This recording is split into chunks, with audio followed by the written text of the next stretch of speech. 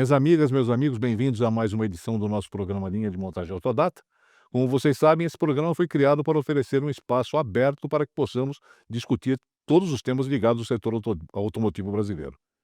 Nós temos o apoio da Scania nesse nosso projeto e, por isso, nós vamos começar com um rápido passeio pela linha de montagem da Scania.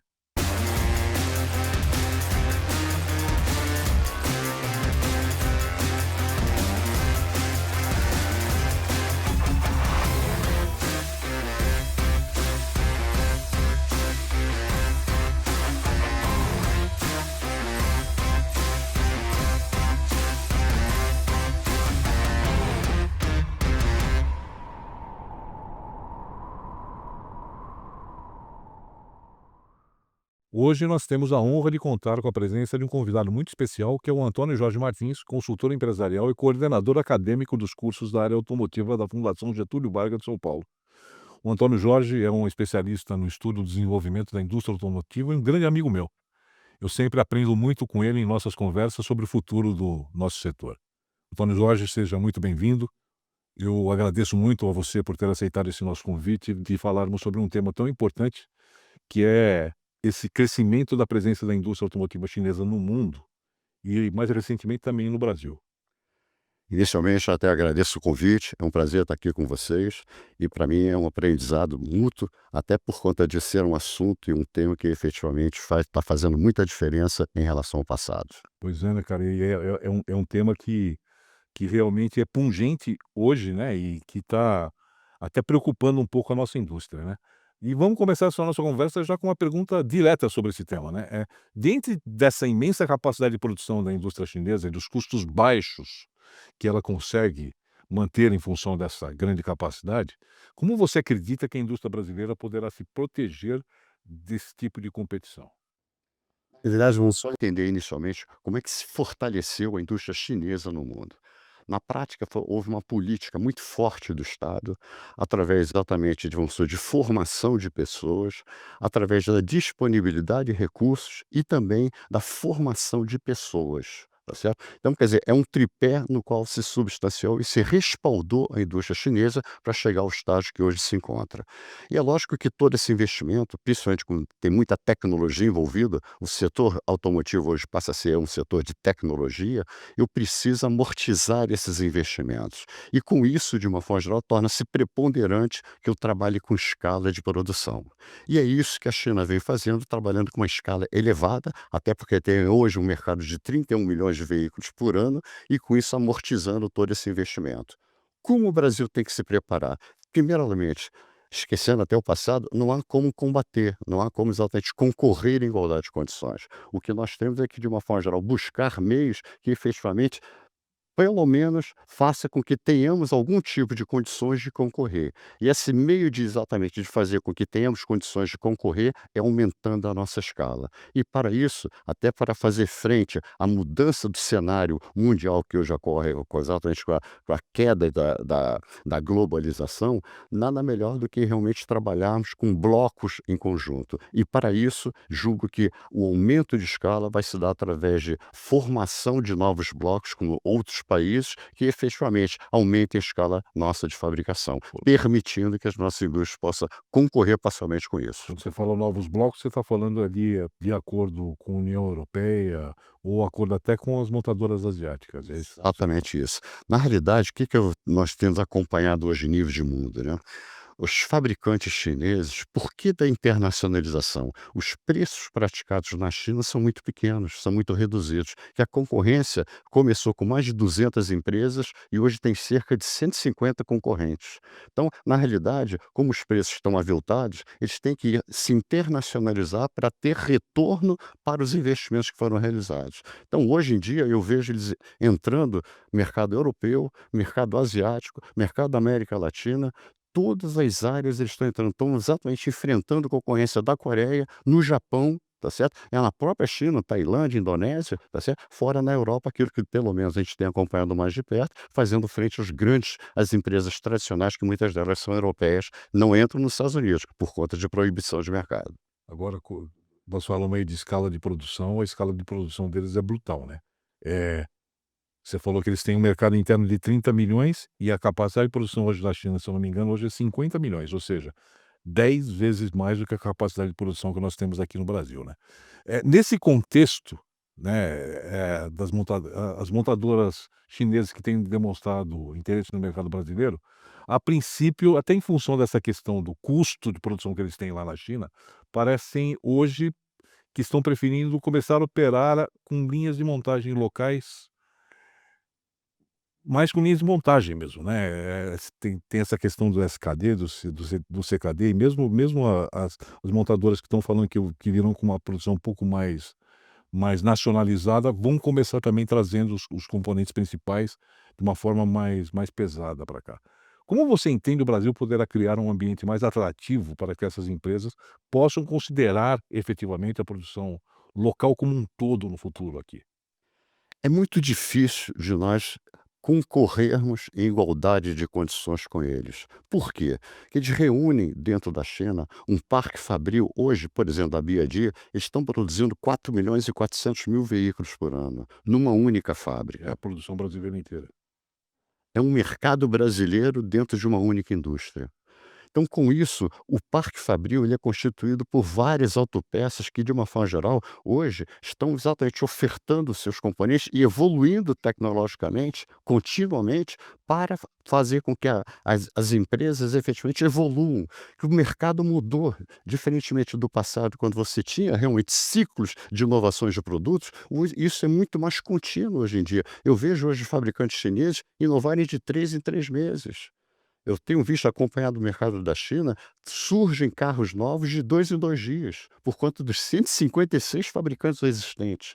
Então, como fazer frente a isso daí? Com aumento de escala, sem chegar ao patamar deles, mas tirando proveito de uma logística, que se nós viemos a ofertar mais para próximo daquilo que a China hoje oferta, eu vou ganhar aumentando a escala e no em termos de logística. Talvez para fazer frente a isso, talvez tenhamos que exatamente entrar num processo de negociação para planejando alcançar esse estágio de patamar mínimo de competitividade para fazer frente ao desafio das chinesas. Você tocou num assunto importante, para a gente poder aumentar a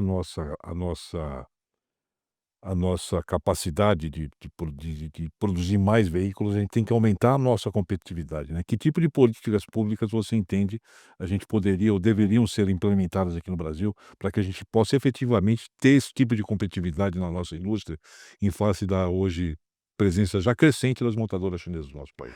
Na medida em que eu planejo um aumento de escala, ou seja, através de acordos com outros blocos de países, ou com outros países, ou com outros blocos de países, eu, de uma forma geral, eu insiro determinados ingredientes que fazem com que realmente as próprias autopeças se estimulem em evoluir tecnologicamente.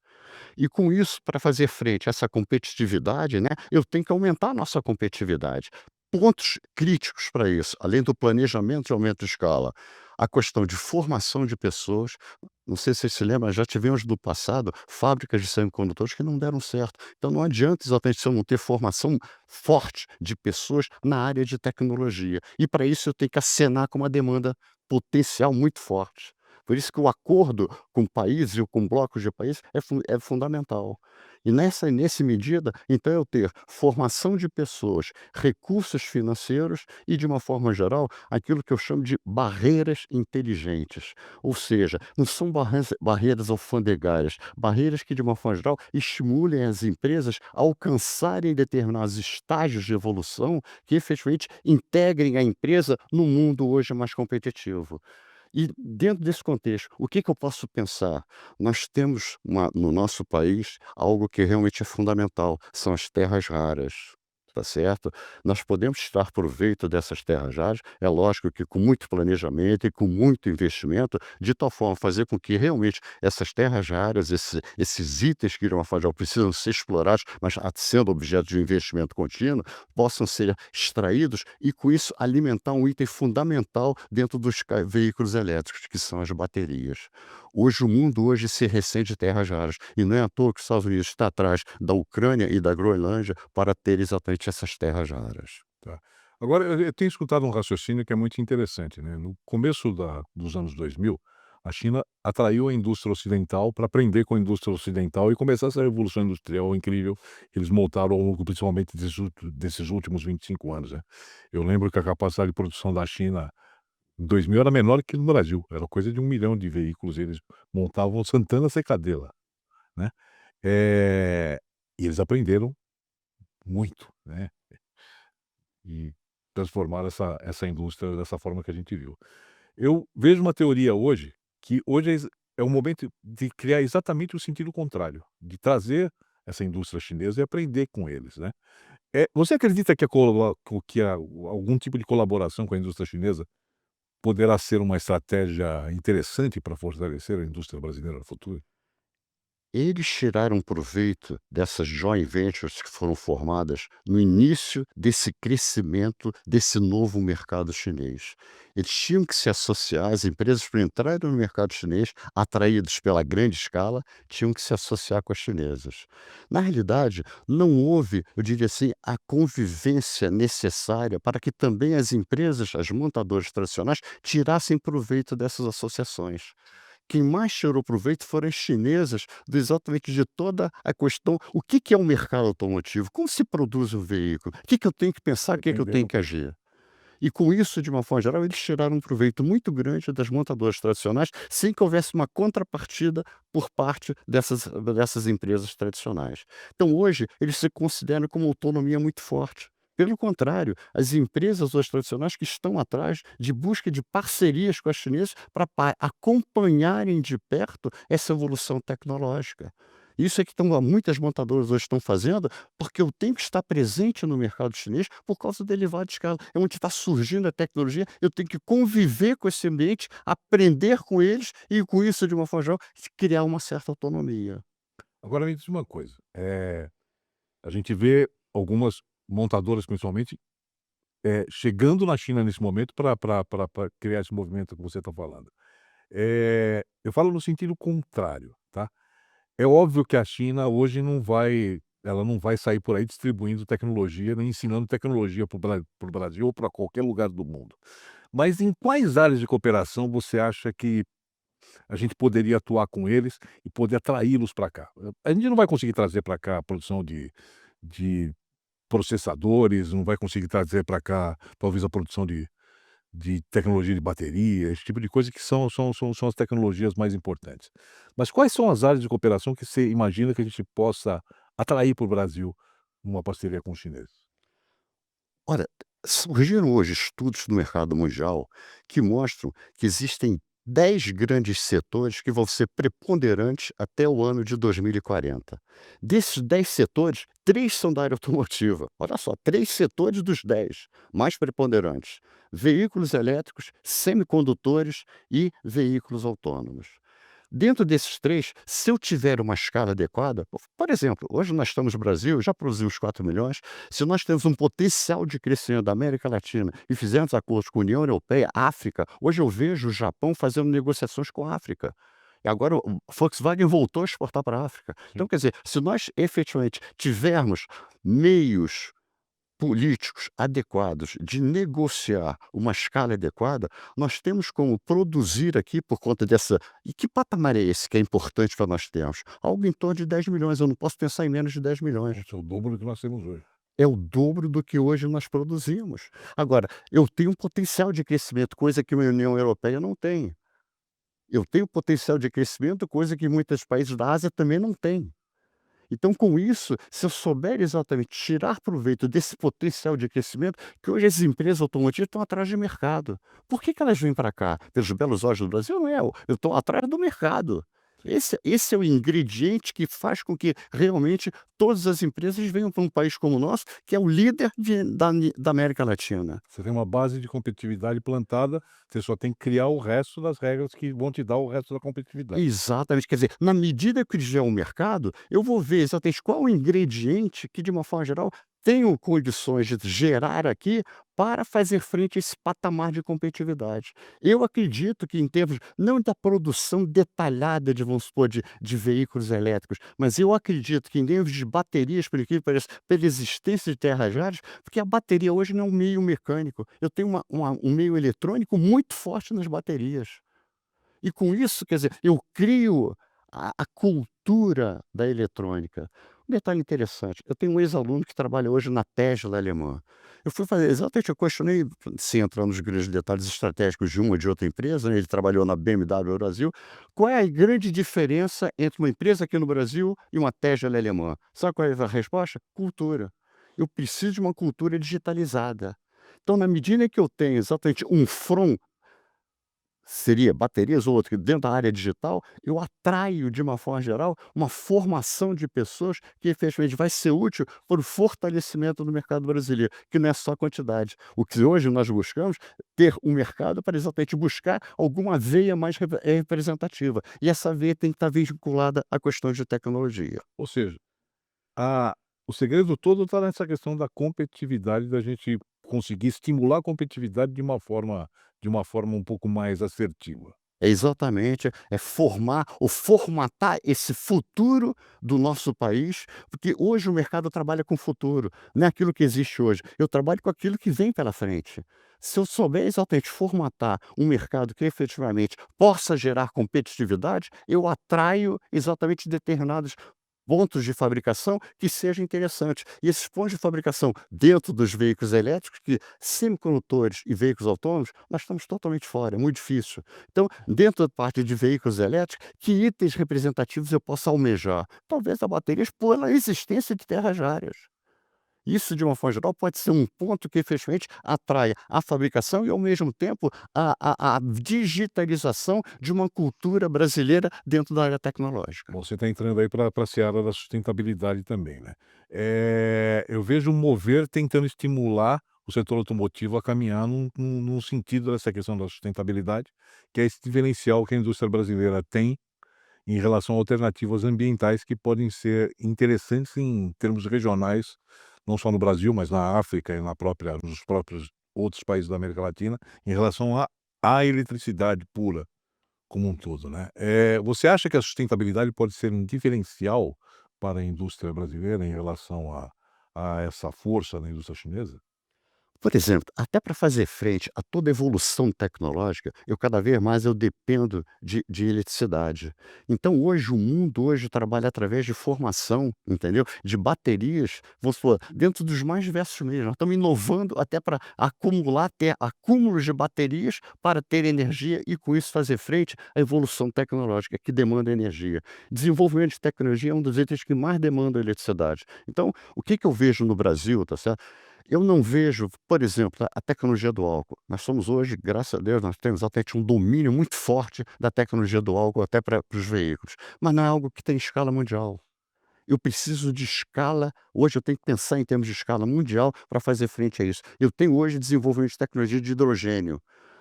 O mercado americano está estudando, o mercado japonês também está estudando a parte de hidrogênio. Se evoluir isso daqui para fazer frente exatamente a um veículo elétrico puro, pode ser que seja uma veia que efetivamente a gente possa caminhar e se fortalecer, porque nós temos pesquisa nessa área aqui no Brasil. Então o hidrogênio pode ser uma vertente, ou o hidrogênio ou eventualmente essa parte de baterias, e por isso eu falei até das terras raras, que seria uma forma de nós exatamente fortalecermos a formação de baterias e a criação de baterias, não somente para veículos, até para acúmulo de energia, para fazer frente à evolução tecnológica que acontece no Brasil e no mundo. Esse é o ponto, está todo mundo hoje buscando exatamente formas de exatamente acumular energia para efeitos exatamente de evolução tecnológica que demanda muita energia. Agora, você acredita então que mesmo nessa questão da sustentabilidade, a gente deveria se voltar um pouco mais, talvez, para a questão da eletrificação, não tanto para combustíveis alternativos, esse tipo de coisa? Isso, eu vejo muito mais sob a ótica de eletrificação, muito mais favorável ao nosso país do que a parte de combustíveis. Por quê, tá? Vamos entender. A escala hoje é preponderante. E vamos entender por que que a escala é preponderante. Eu tenho elevados investimentos. Quando eu falo numa fábrica de qualquer coisa, eu estou falando de bilhões. Um bilhão, N bilhões de dólares. E com isso eu preciso gerar caixa para continuar investindo, porque essa evolução é contínua. Então o que que acontece? Eu preciso de escala para ratear o meu custo. E eu tenho que acumular recursos financeiros para continuar investindo. Essa é a tônica do processo, diferentemente do passado, que as empresas não buscavam muita lucratividade. Hoje eu tenho que ter elevada lucratividade. Então, com isso, a questão de escala é fundamental. Por isso é que eu não vejo, hoje, em nível de mundo, nós já temos a tecnologia do álcool desde os anos 90. e não se eu diria assim, que não se aprofundou em termos de mundo. Então nós temos que caminhar em outra direção. Eu tenho hoje a parte de exatamente a possibilidade de investimento em terras raras para a montagem de baterias, que não é só a parte mecânica, é a parte muita parte eletrônica. E com isso digitaliza uma cultura que efetivamente é fundamental para o nosso fortalecimento em nível de mundo. Tá legal. Agora, em termos de inovação, né, então qual é o papel então da inovação para na indústria automotiva brasileira, para que a gente possa enfrentar essa concorrência a nível mundial e se manter sobrevivente com uma indústria automotiva forte? Nós estamos seguindo uma linha, né. Eu, para inovar, eu tenho que ter mercado. Se eu não tiver mercado, é difícil eu criar uma mentalidade de inovação. Inovação que possa eventualmente fazer com que produtos ou serviços, efetivamente, criem base até de, vamos supor, de fortalecimento, não somente em nível de Brasil, e até em termos de América Latina e até em termos de mundo. Então, tendo, eu diria assim, essa veia de formação de uma demanda mais fortalecida, através de blocos ou até de acordos com países e tudo mais, eu, de uma forma geral, eu tenho condições de inovar, principalmente nas áreas que efetivamente eu venha fortalecer o nosso país. Então, eu não tenho hoje é muito difícil dizer assim, vai ser nessa área de X, Y, Z. É muito difícil, porque não está nada direcionado. Eu tenho que ter um planejamento, que é o que os países fazem hoje em dia, onde é que eu quero ser forte? E com isso, foi o que a China fez. Onde é que eu quero ser forte? Em veículos elétricos. Então eu tenho que ser forte em quê? Por exemplo, já que eu tenho alguma coisa, algum ingrediente que efetivamente possa me permitir caminhar nessa direção, ao planejar, eu caminho e com isso eu crio perspectivas de inovação nessa área onde eu estou dominando. Agora em termos de mão de obra, cara, a gente tem escutado nos nossos seminários, nos nossos eventos, muitas críticas à capacitação da mão de obra no Brasil, né. O Cláudio Saad, presidente do Sindipex, esteve com a gente na entrevista anterior à sua, ele fala que o Brasil deveria investir muito hoje, né, na capacitação de técnicos para a indústria, né. Como é que você acha que a capacitação da mão de obra brasileira pode ser uma resposta a essa questão da competitividade e desenvolvimento da indústria no Brasil, né? O que que a gente tem que priorizar nesse processo de capacitação de mão de obra hoje no Brasil, para a gente poder avançar? Na medida em que eu fortaleço esse polo automotivo, através até da vinda das empresas chinesas, eu tenho que pensar em termos de hub, né. O Brasil tem que ser um hub, tá certo, de oferta de veículos, tá certo, por exemplo, de baterias, veículos e baterias, por exemplo, para toda a América Latina e África. Se eu conseguir isso daqui, eu, de uma forma geral, eu crio uma cultura, mesmo exatamente para os veículos que eu vou estar importando muito autopeças para fazer frente à questão da escala. Mas eu crio uma cultura em nível de Brasil pela perspectiva de fabricação de veículos totalmente com muita eletrônica embarcada. Ao criar essa cultura de eletrônica e tudo mais, eu vou favorecer muito mais a formação de técnicos. Eu tenho que ter demanda para a utilização desses técnicos. E hoje, cada vez mais, se eu tiver veículos com muita eletrônica embarcada, eu gero essa demanda para uma formação contínua e mais aguçada desses técnicos para serem utilizados. Não somente para, diria assim, até manutenção de determinados veículos na parte eletrônica, como exatamente até nas inovações eletrônicas que possivelmente nós teremos nesses veículos elétricos. Bom, para a gente finalizar, né, vendo esse crescimento brutal aí da indústria chinesa e esse no mundo, né, não só na China, mas esse crescimento da presença da indústria chinesa no mundo, né, e sabendo que eles estão hoje chegando com força no Brasil, né. A gente já tem algumas montadoras que começam a operar agora e tem várias marcas que estão anunciando que querem começar a produzir no Brasil, né. Como é que são as tuas previsões de curto prazo, aí nós estamos falando aqui dos próximos 2, 3 anos, tá, para o futuro da indústria automotiva brasileira em relação a essa concorrência e essa presença cada vez mais forte da indústria chinesa no Brasil, partindo desses princípios que a gente discutiu aqui agora, né, que eles têm uma capacidade brutal lá, que eles não têm lá muito interesse de produzir o carro como um todo aqui, e sim mais quase de talvez transformar isso aqui num ambiente de montagem, né. Como é que você acha que o Brasil pode se posicionar para ter um crescimento sustentável da nossa indústria a médio prazo? Por exemplo, tá, você veja, o hub que nós temos hoje, estamos tentando montar lá em Fortaleza, no Ceará, diria assim, pode ser ampliado para outras regiões do país. Olha só como é que é o raciocínio, né. Eu crio escala, dentro da escala eu tenho que ter hubzinhos que efetivamente não somente se voltem para o mercado interno, que a nossa escala é pequena, 2.800.000, 3.000.000 é pequena. Eu tenho que ampliar essa escala, não somente em termos de formação de Brasil, formação, vamos supor, até aumento do poder de compra da sociedade, e com isso, fazendo acordos de livre comércio com outros países, eu aumento essa demanda, esses hubs cada vez mais se fortalecem para por quê? O que que eu ganho ao produzir no Brasil? Na logística. Eu evito toda uma logística de vinda da China para cá. A montagem aqui, de uma forma geral, eu já minimizo determinadas coisas ou alcanço determinados conteúdos tecnológicos através de, por exemplo, através de uma bateria que eu venha montar aqui inicialmente e utilizando as terras raras. A tal das barreiras inteligentes podem ser utilizadas no sentido de uso mais intensivo das terras raras que venham a ser, desenvolvidas aqui no Brasil. Ou seja, é um movimento que você considera que vai ser devagar, mas contínuo daqui para frente, é isso? Exatamente. Começam montando e vai começar a desenvolver uma indústria nova, talvez, por aí. Exatamente isso. E é isso que acontece em todo o setor eletrônico, o setor de tecnologia. Não há como fazer tudo de imediato. Eu tenho que paulatinamente evoluir de tal forma que, na medida em que eu tenha mercado e condições potenciais de atingir novas regiões e tudo mais, eu fortaleço essa base de produção para poder atingir e, com isso, minimizar os custos que eu tenho de logística. A questão toda consiste: como é que eu aumento a competitividade? Reduzindo custos. Qual é o principal custo que eu tenho de lá para cá? É a logística. Então, eu reduzindo logística, eu já amplio o meu poder de competitividade para fazer frente a regiões, não somente do nosso país, da América Latina, e aquilo que tiver nas proximidades, através de acordos de livre comércio. Ou seja, não é o momento de você olhar essa chegada dos chineses com preocupação, mas sim com olhar essa chegada deles com inteligência, é isso que eu falo. Eles têm que olhar isso com inteligência com relação ao futuro e pensar com inteligência, aí. Eu tenho que saber tirar proveito. Por quê? Porque, na realidade, hoje o que existe em nível de mundo, e eu estou acompanhando isso aqui, a BYD, né? Como é que a BYD está entrando na Europa? Ela estava exportando para a Turquia. A Turquia está fazendo um acordo com a União Europeia. Então, ao criar a tarifa de importação para os veículos chineses, a BYD está implantando uma fábrica na Turquia, com o compromisso de abrir um livre comércio para toda a União Europeia. Então, ou seja, eu tenho hoje que ter estratégia seguinte, né? O que que uma Tesla fez no início? Eu tenho uma fábrica em cada um dos continentes. Eu diria que nós temos que pensar em nível de Brasil para o continente América Latina e mais alguma coisa.